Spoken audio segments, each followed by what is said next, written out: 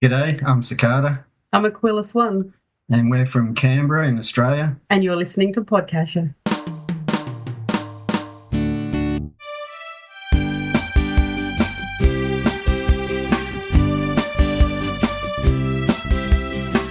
Hey there, hello, and welcome to another PodCacher podcast.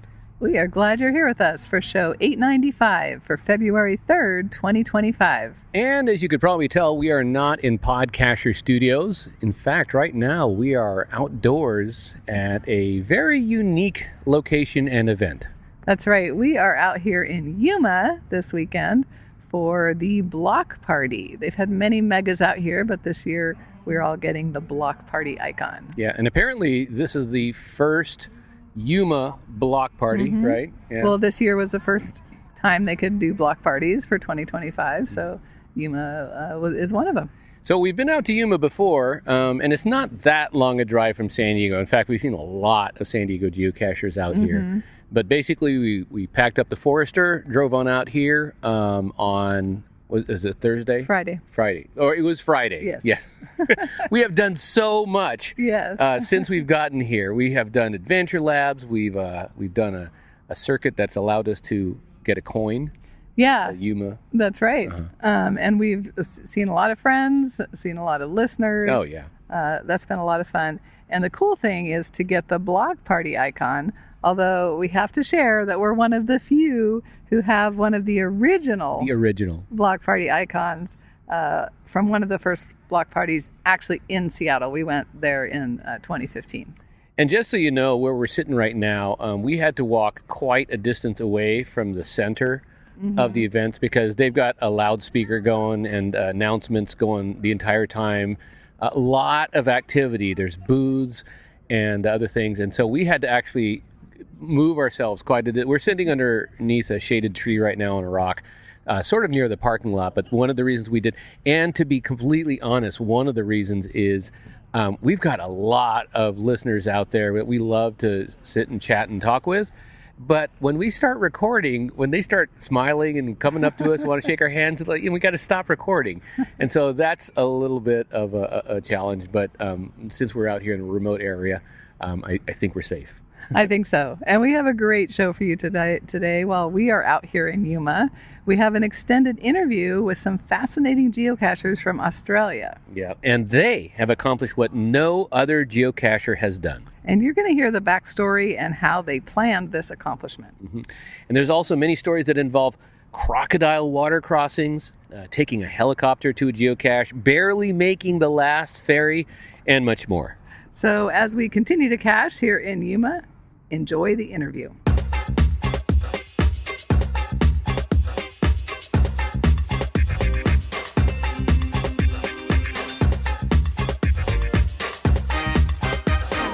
Hey guys, today we are pleased to be chatting with geocachers Scott and Lisa from Australia. Hey guys, welcome to the show. Well, thank you. G'day. All right. Well, before we get into it, can each of you tell us your geocaching name and also how you got started geocaching? You go first, Lisa. I'm Aquila Swan. I've been geocaching since about 2016 when a friend of mine was introduced to it, and it became an activity that we started doing together. I had come across geocaching several years earlier through another friend. Her husband was engaged with it and very much involved. Never picked it up at the time, somewhat regretting that decision at the moment. But yeah, it's certainly been something that's become very much part of my life these days. All right. Thank you. And Scott? Mine's a bit longer. What happened in 2002, I was being thrown a surprise birthday party. And so in order to get me out of the house, they got a friend to take me geocaching. So we went out and spent the entire day doing a 9-point multi-cache. And then we got down to getting the final, and he said, "We got to go." I said, "Look, we're just about to find it. Let's find it." And he goes, No, we've got to go right now. There was a whole house of people waiting for us to get back there, which I didn't know about. And so I didn't get to find it, so I didn't log it and didn't sign up. Anyway, so 3 years later, and I was planning a trip around the world, and so I decided to look back into geocaching and grab a cache in each of the countries on the way. And so I did that, and that's where I sort of started in 2005. So at the surprise birthday party, they took you out geocaching. You didn't complete the cache, but you did get to the surprise birthday party. But it took 3 more years before you got back into it? It did, yes. Yeah, I was very busy back then, lots of work and family and all that sort of stuff. But yeah, no, I really enjoyed it. But yeah, I think multis turned me off it. So did you ever complete that 9-stage multi, like ever? Yeah, as soon as I got back from overseas, and I was addicted by then, and yeah, so I went and found it and finished it, and it was like, meters from where we were. It was right. Yeah. Okay. Well, I'm glad you brought closure to that, though. That would be bothersome if you never actually finished that very first one that you touched. So excellent. I get closure on most of my caches. Yeah. Yeah. Well, tell us. You've been geocaching for quite a while. What's your favorite thing about geocaching, or what's your favorite type of geocache to find? There's a lot I like about geocaching. I love the travel. So I've been traveling for the last 3 years, like full time, and within that, I go to all these different places, and I love sort of the planning of it. I might do this and that. Funny thing is that I sort of don't plan too far ahead. I usually just have one thing sort of off into the future, which I'm sort of heading towards. And then each day it's like, I'll do all of this day. And then I end up doing totally different stuff. But all geocaching related. And that gets me to all of these amazing places. And I don't know, I'm still happy with just traditional caches. Like getting those. Lisa got me into doing earth caches.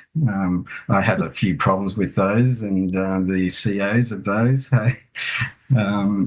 they sort of like turned me off them for a while, but I'm coming back into them again. All right. And Lisa, what about you? What's one of your favorite things about geocaching? I think for me, a lot of what Scott said is very similar for me as well. I'm an avid traveller. I love exploring new locations, and geocaching has really been a huge part in directing me into places I probably wouldn't have considered going, following one little dot on my map after another one. And I just love being outside and in nature and just experiencing what, geocaching offers in that way. So I'm probably more of a not so much a suburban cacher, although certainly we'll do plenty of that. But I think for me, probably the biggest one is the friendships. We're really lucky here in Canberra that we have a huge community of cachers, quite close, and we do a lot of group caching together, a lot of solo as well, but very inclusive, very active community of people. The people that I've met along the way, both geocachers and just the people we meet on our travels, just people who are not into geocaching as well. But so met a lot of people, a lot of friendships, and it's just been a lot of fun sort of side of things that has been a really added bonus. Yeah, I concur. The people, and the places, but bring them all together, and that's a fantastic hobby to have. Oh, I love the people aspect of the geocaching. I've sort of been fairly much a solo cacher most of the time, but since I've sort of started traveling with Lisa, I've got to know all of these other people, and there's things on every weekend, and they're like pretty big things. A whole bunch get together, 20, 30 people, and off down to do kayaking or a lot of tree fishing or climb a hill. And so it's been great getting into all of those. The other one is with the traveling, there's a lot of people holding events all around Australia. So we always pop into those. And then when there's a mega, suddenly you're meeting back with all these people you've met around the country. Yeah, fantastic. That's true. You get to reacquaint yourself with some of the people you met at other places. Now, we still need to survive financially. So what do each of you do when you're not geocaching? Do you have day jobs? Are you independently wealthy? What do you do when you're not geocaching? So I used to have a day job, and it was quite intense, and so that's why I didn't get to cache as much as I would have liked to. But about 10 years ago, I finished a contract and then decided to pursue my passion for creating computer games. And so I went, I'm going to do that. And so I spent a year and then ended up releasing one, and then I continued following up and building more modules and building other games and stuff like that. So I ended up releasing about 30 of them on Steam. And the thing is, they're all based on transport, on real maps. So I actually started with Australia, and then the last one, which is called Logistical Earth, is the entire planet in a transport sort of thing. And the thing that you have to do with each of these is to complete towns and then actually complete counties. And so I'm kind of living my game now. That's excellent. And Lisa, what about you? Yeah, I'm still very much working and financing myself best I can. I work as a support worker, so reasonably hands-on. I've been pretty fortunate to have some very supportive workplace, and my absence is very much tolerated. Certainly been doing a lot of traveling this last year. Very much looking forward to a time when I have more free time, but at the moment it doesn't pay for itself, unfortunately. Not yet. Yeah. So doing what we can, make it. I've certainly got a work-life balance. Sometimes my life balance is a little heavy, but we got to do what you got to do. Yeah, fantastic. Do your workmates realize that you're a world-traveled geocacher? They actually are very interested in a lot of the stories that I come back and tell, and I disappear for periods of time and come back, and could be the middle of winter here, which is pretty cold, and I'm looking a little brown and a little struck. But they do, and they're always very interested to know what's happening for sure. Excellent. Now, Sandy and I first heard about you via a mutual friend, your friend as well, Kitty Catch. Yes, indeed. We've cached with her many times out here, and she posted about an amazing accomplishment that both of you completed. Can you tell us what this impressive accomplishment is? So what this is collecting caches in every LGA, which is a local government area. For Americans, that's counties. Throughout Australia. So there's like 538 of these, and I sort of just started traveling around and not really focusing on that. Lisa's got a longer story on that one, but we decided at one point to get together and do the last ones, the hard ones together. So we managed to finish and complete the very last one together. Which is what our goal was, and so that was excellent. There's still 6 in Australia in Indigenous communities that don't have any caches, so we can't get those. But we just found out that this weekend there's an event held just on the edge of one of these Indigenous communities.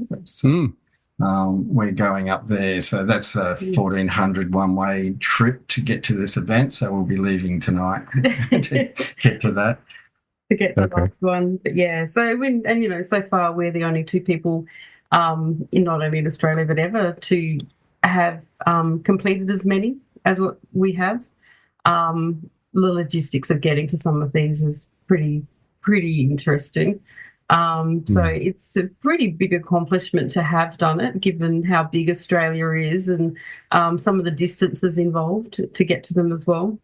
So Kitty Catch has been one of our many big supporters. We have a great community here in Canberra. So we've been rallied up by the crew here, and behind the scenes they've been cheering us on, and it's been great to come back and have their support with all of that. Yeah. And for listeners to this particular podcast, and I count myself as one, you may not realize how large Australia is. I think unless you've actually paid attention to it or lived there, you may not realize how big Australia is. And Actually, if you go to the links in the show note, I have a graphic.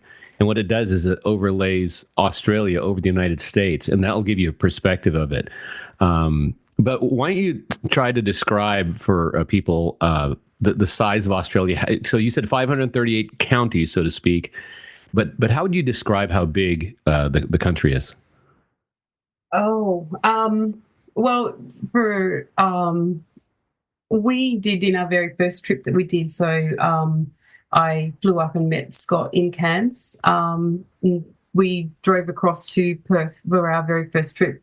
From one side of the country to the other, it's about 4,000 kilometres. I think that's about 2.5 miles. But we drove 20,000 kilometres to do that. That 4,000 kilometre distance was a 20,000 kilometre trip.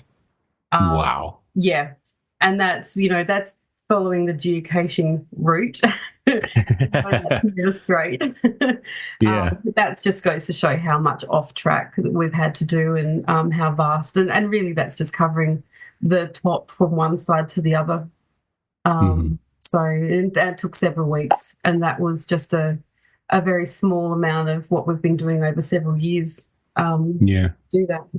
As I've been mentioned earlier, I've been travelling for 3 years now, and pretty much caching all the time, and that's clocked up 200,000 kilometres for me. Within that, I've pretty much gone around Australia 6 times. So it's a lot of travel, but it gets smaller and smaller the more you do it. Yeah. My first trip across the Nullarbor Plains, which is 1,200 kilometres without a town, is just fuel stops. Wow. That was quite daunting, but that took me 3 days to just travel that and get caches all the way. But now that I'm doing a streak, meaning every day I get a cache, I now have to get a cache at one end, drive halfway, have a sleep, drive the rest, and get the cache at the other end. That day finishes. And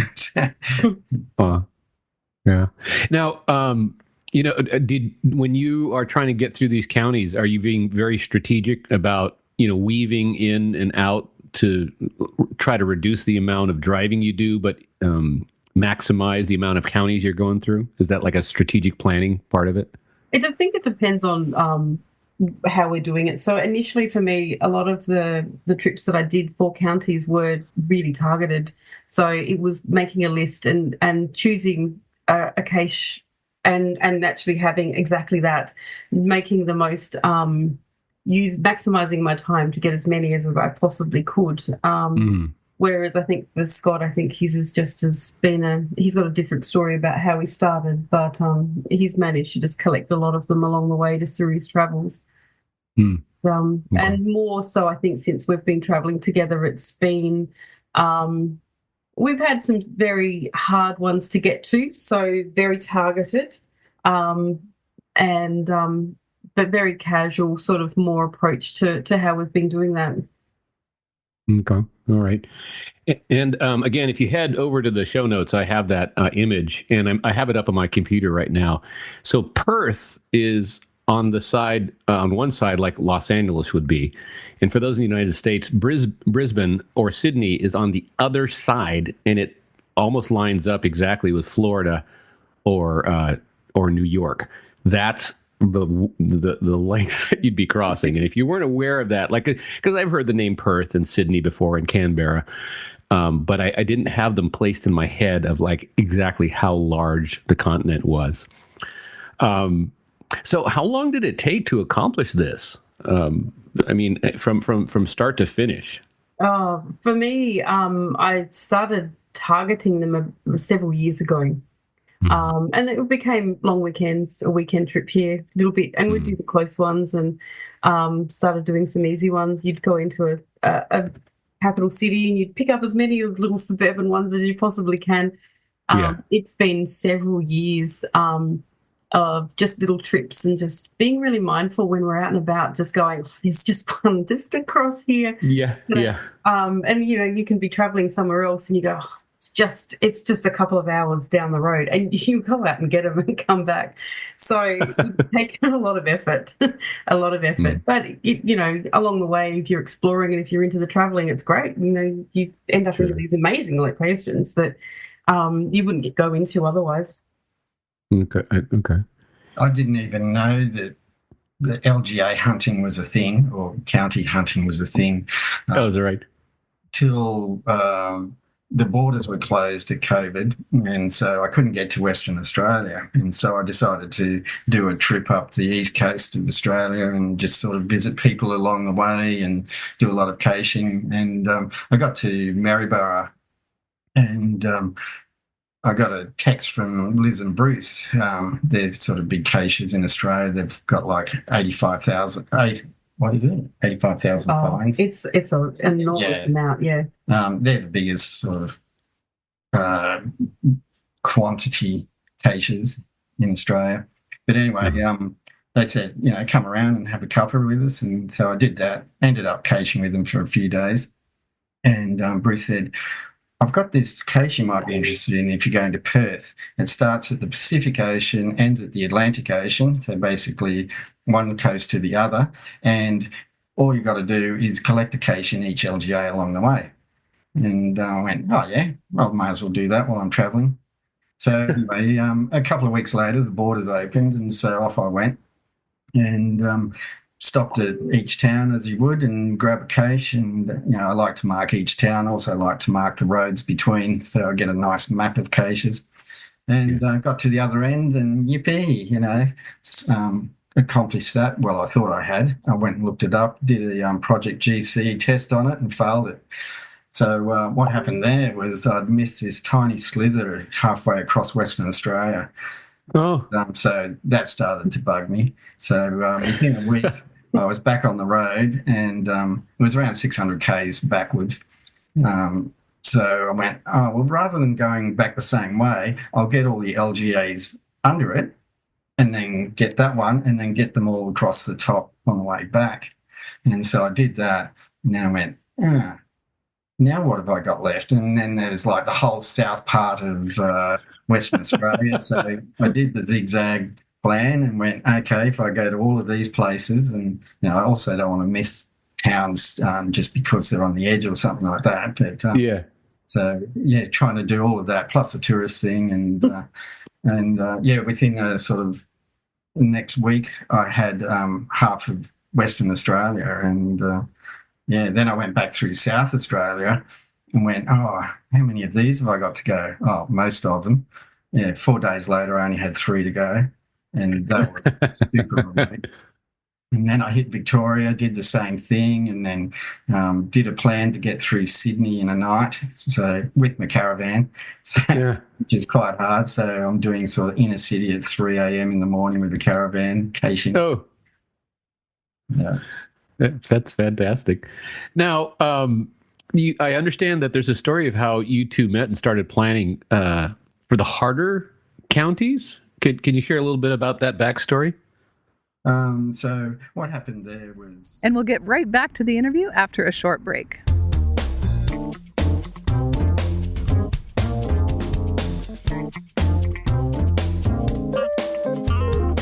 Hey guys, have you ever felt that warm fuzzy you get when you open a geocache? Finding that blank log and see that you are first to find? Or how about the warm fuzzy you get when you finally bag that elusive geocache that you've been searching for? Or what about the I just crossed the geocaching milestone today warm fuzzy? Well, do you know what gives Sandy, Sean, and me a warm fuzzy? Our PodCacher Club members. The PodCacher Club is made up of elite geocachers. They not only listen to and get value from the work that we put into the show, but they think highly enough of our efforts to join the club and financially support PodCacher. As a thank you, they get some fantastic perks, and you can get in on them too. You get a special map show every month packed with geocaching goodness, access to all the prior map shows, an exclusive PodCacher Club member path tag, and a new collectible path tag every single year. You'll get access to a private club member Facebook group, bonus content from interviews and travel caching trips, and more. Yep, these club members definitely give us the warm fuzzies. So if you want to be a warm fuzzy for Team PodCacher and help keep this show going, head on over to podcacher.com/club.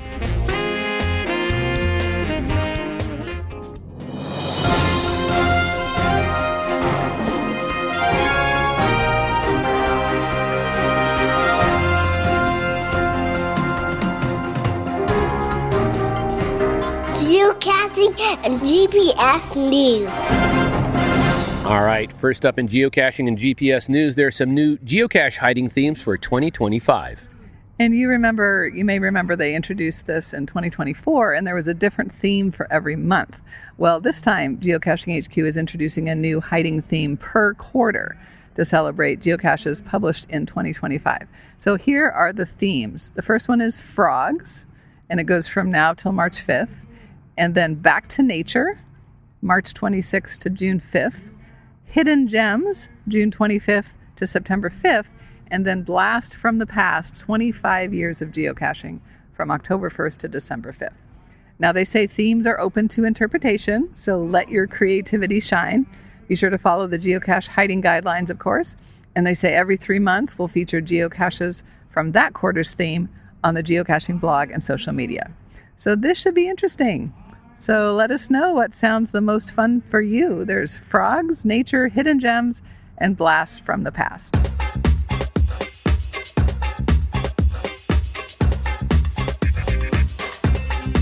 All right, let's get back to the rest of the interview with Scott and Lisa.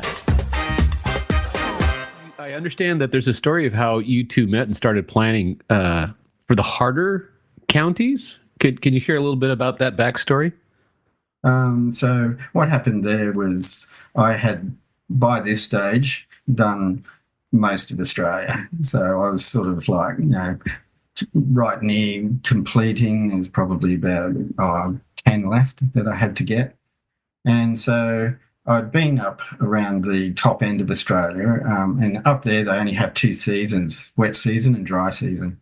And I didn't take that into account when I went up, and it was wet season. Most of the roads were closed. There was flooding everywhere, and I just couldn't get to them. So a bit more planning this time, and I went, okay, I'm going to do this. And I sort of asked a few people, and there was a few interested, but nobody sort of was committing. And so I went to an event, and Lisa was there, and we got talking. She goes, so you're traveling? And we go, and I'm interested in getting a couple of these caches up in Northern Territory. And I went, okay, well, I've only got 2 left there that I want to get. And one is like 700 kilometres of dirt road, pretty much 4-wheel drive, to get to the caches that are there. And the other one is on the other side, which is a couple of 100 kilometres of even worse road. Sure, you can come to that. But I'm going to leave pretty soon, and sort of I had some family stuff to deal with first. And so, if you pack your bags, and I can give you a holler, and you can come with me. And then we met at another event that actually Lisa hosted, and we're talking about it again. And I said, my plan is to go up and do Queensland and then Northern Territory. So if you want to get those Queensland ones as well, feel free to come. So I'll be leaving in a couple of days. It really was a couple of days. I pretty much had to scramble and grab everything that I needed to get to Scott to transport up, because I couldn't leave straight away. I flew up and met him a week later up in Cairns, and that's where we sort of ended up with, we think we're going up for 2 or 3 weeks just to do the Queensland and head across to Northern Territory. Mm-hmm. I think I flew back about 7 weeks later. So we may have done a few more than just the ones we'd set out to do initially. So, wow. Yeah. Wow. So, and so it was that mutual interest in traveling and getting some of these remote. Yeah. Yeah, absolutely. And through some absolutely stunning parts of Australia.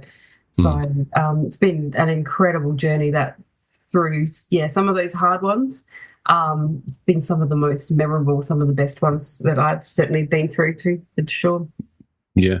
I've got to ask you, because some of the stretches of Australia that I'm aware of are just vast. And kind of like what you described, there's nothing much in between except fuel stops, right? Did you have to select carefully a reliable vehicle and supplies that would make sure that you were safe? Did you have any communication, planning, anything like that? I mean, what kind of planning do you do when you have such vast stretches of non, where people are not? And a lot of the time too, there is no communication as well. Some of the telephone networks don't work, or there's very limited. So my network was a little bit stronger than Scott's, and he often tethered off of me if required. You're pretty lucky, though it can be vast and it can be quite isolated, not many people. You get the occasional people through, and people are really happy to stop and help. And we've certainly had a few moments where we get ourselves out of the trouble, but it was always nice to know that people would stop and just, ask if you're good. But look, having the right car is really important. I mean, having a diesel car that has a four-wheel drive car that has the right in fuel was hugely important, because unless you're going to carry extra fuel, some of those distances are just huge, and you're not going to make it from stop to stop. We've had some issues with not being able to. One place we thought was open shut at 3:00 in the afternoon. We weren't able to get fuel till the next morning. So having to camp out overnight in the freezing desert, there was an experience in itself. So there's been definitely requires some a lot of strategy, making sure we've got the right equipment on board.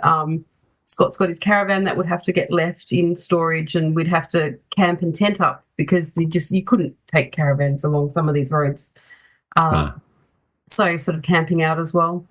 There's a lot to consider. Permits as well. A lot of the so a lot of, especially up the top within the Indigenous communities, although they are open and you're very welcome to go through, you do require permits to be allowed to travel through or even visit some of the locations. So that was certainly things that needed a lot of consideration to make sure we're doing it the right way as well. Along a lot of these roads, these outback ones, there's car wrecks like every couple of kilometres. Some have been there for decades, some are fairly new, but it basically, once your car breaks down to a certain point, it's going to cost you tens of thousands of dollars to get it out, and so people just leave it and move on. They're just the ones along the side of the road. Apparently, a lot of them get dragged off into the scrub, and you just don't know they're there. You come across these areas where there are just dozens of so many cars wrecked just on the side of the road. They've just put them into these little areas, and just so many cars there that just never made it out. The place that Lisa was talking about, where we had to camp in the desert at the night, we woke up in the morning and went, there's cars just over there. Went and had a look, and there was hundreds of them, but they were all wrecks. Every single one. It was just a graveyard. I'd never thought about that. If a car breaks down in such a remote area, it would cost thousands and thousands just to get it back. And is it really worth it? I guess that's when you figure out my car's not worth that much, and I just got to get back to safety. Wow, I'd never thought about that. Yeah, there's a sort of road called the Gibb River Road, which is quite a extensive one. It's very much four-wheel drive, and rivers are just full of rocks, and you can see the cars just bouncing all over. Trying to take their caravans, and it's also croc infested, so you got to be aware of it.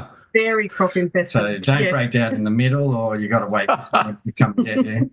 Wide. But we stopped there, contemplating whether to do it or not, and we were there for about an hour, and within that time, a tilt truck came with a four-wheel drive on the top, which was getting moved out. And this guy having a beer, watching the fun happening near us, said, that's the third one today. Wow. Yeah, it's great. People lined up on the edge of the river with their deck chairs and their drinks, and just they're going, these are all going through tomorrow. They've just left their vans. They're just practicing without them to get through. It's quite a strategic thing to get through some of them. It's not just a water crossing. Once you pass the water crossing, you got 600 kilometres of corrugated road. and it just shakes everything in your car and your van. Yeah, my caravan door's fallen off twice. I never thought that watching vehicles cross a croc-infested waterway would become a spectator sport, but I guess so. You join in and have a watch too. Yeah. Oh, yeah. I would, especially if that many were having issues. So I don't know if you mentioned it, but what are some of the hardest, most remote regions that you went to, and did you have to do special planning for those? I think one of the big things is quite, especially up the top end, a lot of them are on islands. So they're actually not even mainland Australia. So, yeah, not only is there the logistics of trying to get to some of those islands, it's trying to get transport to get to them. Some of them do have planes or boats even that go to them, but there's schedules, timetables, enormous expense in some cases as well, which certainly for a last minute just rules them out as just not being possible. Yeah. So yes, huge logistics in getting to a lot of those. We do have there was one particular island we were hoping to get to, just wasn't going to work out, but we just ended up, again, love talking with people, talking to the people at the campsite. They sort of send you off into a direction to talk to somebody else. Word of mouth, I might know somebody. Let me you give them a call, different things like that. And next minute you got a phone number of someone who not only is a geocacher but has a helicopter. So there's, definitely there's some of the places we went to we never thought we would ever get there. And that was certainly some of the highlights of the trip, just by having a good chat with people and people just so invested in what you're doing to get you there. It's been fantastic. But, we've had Scott's got a great story about a place called Palm Island that he might share at some point. But, certainly has been a challenge for him to get to that one. Yeah, firstly on the helicopter one, there was a whole bunch of things that just kept going wrong the whole day, including we had to get a ferry across to another island in order for the chopper to pick us up. The day was super windy, and so the chopper was being delayed.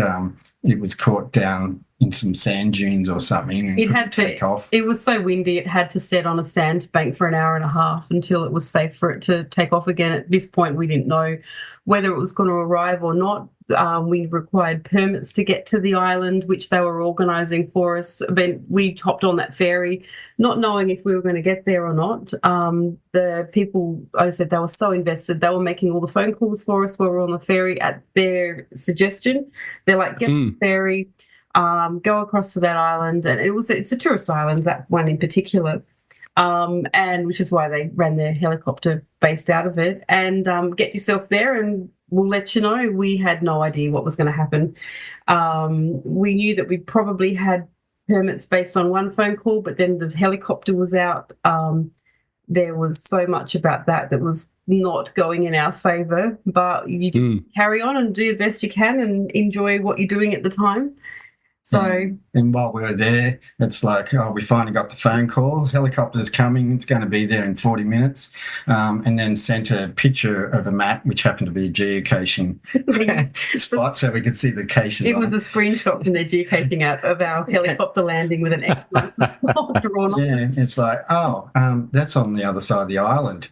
And so it's like, no. And so I did a quick calculation. It's going to take us at least 40 minutes to get there. And so let's start walking because there's not much transport on this island. And so I said, look, I'll power walk and get over there and hold the helicopter up and get all of that sorted. And so off I took. And then a couple of minutes later, you hear this honk honk as Lisa goes past me in a taxi. Come on in, let's go. Yeah, and the taxi is somewhat different. You couldn't ring them. I just found this person sitting under a tree and it's like, are you a taxi? Would you be able to take me? And he goes, oh, yeah, no worries at all. So he was just having a snooze in the shade under the tree. So wow. Caught up with Scott. We made it there with about 5 minutes to spare. Coming back was even worse. Oh, yeah. So we're at the island, got the cache, everybody's excited, and so we're just strolling along the beach. I went, we've got to kind of get back because we've got to get that ferry, and if we don't catch that ferry, we'll be stuck in town. Was it just that night or 2 nights? Because the ferry didn't go every day, so I think there was not one for another 2 days. Yeah. No. And at this point, we're just in our backpacks because we were doing a day trip. Yeah. And so, we got into the chopper and then flying along, and Lisa's got the front seat this time, and so she's trying to take a selfie, and he goes, oh, let me do that. So he's flying the chopper sideways in the wind, taking a selfie of us all. So I have to say. And we doing all of that, and then he starts ringing ahead for us. He goes, oh, have you got any transport? And Lisa goes, oh, I got the phone number from that taxi that we bought. Thankfully, I had asked for his phone number before we left, but yeah. Oh, wow. So catches him and says, oh, meet us at the helipad, and then there's another helicopter that's going to overtake us and need that helipad first. So they're going to drop down and do a duck and run and then take off so we can come in and then we can duck and run. So we did all of that. And we had like 10 minutes left to sort of drive right around the island because you got to get around this hill. It was a 10-minute drive. We had 10 minutes, and the ferry. Again, our helicopter pilot, they were so invested. I cannot praise them high enough. They were the most amazing experience with everything that they did to get us there. And he's ringing ahead to the ferry terminal, and they're like, "We can't wait. We've got tide times. We've got it. We have to go." And of course, island time driving is it's pretty cash. Yeah. Very slow. So we're sitting there going, go, go, go. But it was touch and go. We didn't know that we were going to catch that ferry. It had been the most amazing experience to go out to that island. Very traditional island. They'd still do all their very traditional fishing. We got to know, and our pilot he doesn't do a lot of tourism, but he was, he would point everything out to us, and we were flying over dugongs and crocodiles and lots of turtles over the reefs and little villages and things, and he just pointed everything out to us, and because we were flying low over everything, that experience in itself was just such a bonus. I mean, yes, we went to get that county, but probably up there with one of the highlighted places that I've ever been for that experience. Never been in a helicopter for a start. But the people, again, how everything he did to get us there. We were in the taxi, and the taxi was very aware of the fact that we needed to rush. We got stuck behind a very, very slow car. When we get there, I'll pay, you run. I'm not the runner by any means. So when I turned up, Scott was there. He's got them waiting. They're all like, we can't wait. We've got to go. So I'm running down the gangplank, and he's like, but she's just there. As I walked across the gangplank, I could feel them pulling it out from under my feet as I'm boarding. And before we took our seats, the ferry left. It was wow. It was an incredible experience. But, again, we just kind of wing these things. And if it works, it works. If it doesn't, well, you know what? This is going to be another whole adventure. So, yeah. Well, and a story like that has the drama and excitement. Like if you were on the ferry 15 minutes early and we're just sitting down having a soda or something, that wouldn't have been as great. So things came together to give you a great story. That's amazing. Yes. Yeah. So I can tell you about Palm Island. Yeah. So it's another Indigenous island. So it's near Magnetic Island, both of them off the coast. Okay, Sunny had so much fun chatting with Scott and Lisa, and they had so many great stories that we decided to save the rest of the interview for next week's show. Now, here are some of the fun things you'll hear next week. The Palm Island story, or should we say saga. There are many boat rides and even a whale involved. Some animal encounters and dangers in the bush and on the road, amazing gadget caches that they found and enjoyed, super cool geo art they created, goals for the future, and much more. So be sure to come back for next week's show. PodCacher, games and contests.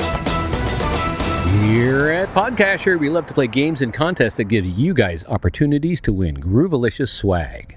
And it's time to give out the final 2 prizes in the worldwide postcard contest. This time it was completely random, and we chose from those who have not yet won a prize. And we rolled the polyhedral dice before we came out to Arizona. Yep.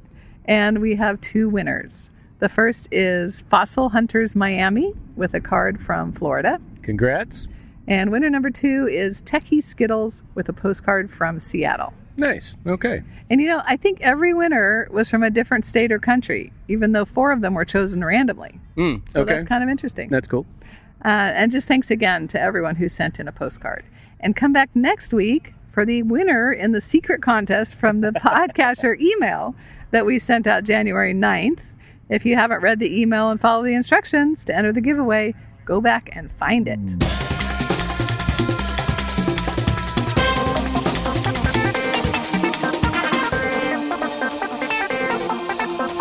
All right, guys, it looks like the event is going to be wrapping up pretty soon out here in Yuma, Arizona. This is one of those events, happens every single year. I mean, this is a block party event, but it's always a mega. There's hundreds and hundreds, if not, I don't know if they broke 1,000 out here. I don't know. But there was a lot of people here. And if it's anywhere nearby, certainly with driving in, we ran into quite a bit of people, actually, that, one flew in from Paris. That's right. We had dinner with them. Yeah, many other states. Some drove and cached along the way, and some flew. Yeah, it's a big crowd. Got a chance to have dinner. Well, one night we had dinner with a certain group, and then we had dinner the second night with another group. That one included Brian Roth, as we were just chatting around. But that's one of the great things, if you haven't been to a mega event, is running into people that you've met before, friendly, familiar faces. And so that's one of the things that we enjoy. So after this, we're going to wrap up and head on back to San Diego. All right, guys, that's going to do it for today's show. Once again, thank you for being part of the PodCacher community. Do us a big favor. Let other people know about the geocaching goodness we bring you guys each and every week. All right, guys, get out there. Find those caches, but stay safe. And keep on caching. Bye.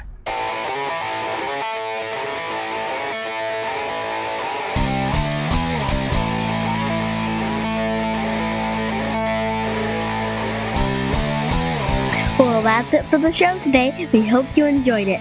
Make sure to visit our website at PodCacher.com. You'll find our show notes, useful links, and tons of resources. We always love to hear from you. Our email is podcacher@gmail.com. You can also call the PodCacher hotline at 760-300-3633. Find out all the ways you can contact us at podcacher.com/contact. Till next time, stay safe and keep on caching.